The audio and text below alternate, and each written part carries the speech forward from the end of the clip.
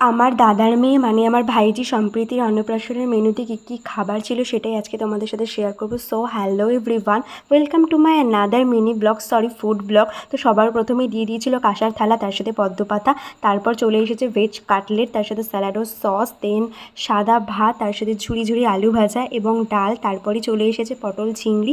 চিংড়ি মাছ খেতে তো আমি ভীষণ ভালোবাসি। তারপর ছিল ফিশ রেজালা, যেটা ছিল কাতলা। তারপরেই পাতে পড়ে গেছে আজকে শো স্টপার বাসন্তী পোলাও, তার সাথে গরম গরম মাটন কষা। আমার তো মাটন খেতে ভীষণ ভালো লাগে, আর আজকে রান্নাগুলো প্রত্যেকটা খুব খুব ভালো হয়েছিল। দেখো আমি তোমাদের দেখাই কিভাবে আমি খাচ্ছিলাম এই যে মাটনটা নিয়ে, তার সাথে একটু ঝোল আর পোলাও নিয়ে। আমি অ্যান্ড টেস্টি, উফ দারুণ লাগছিল খেতে। আমার পোলাওয়ের থেকে আমার সাদা ভাতটাই বেশি ভালো লাগে। আমি খেতে বসেও ভিডিও করে রেখেছি, দেখো সামনে একটা বোতল রেখে তার সামনে ফোনটাকে সেট করে আমি ভিডিও করেছি। আর আমার পাশে বসেছিল সায়নী, ওকে একটা নাল্লির পিস দিয়েছিল, দেখো কত বড়। ও আবার পিসটাকে দেখাচ্ছে। ও মাটন খেতে অতটা ভালোবাসে না।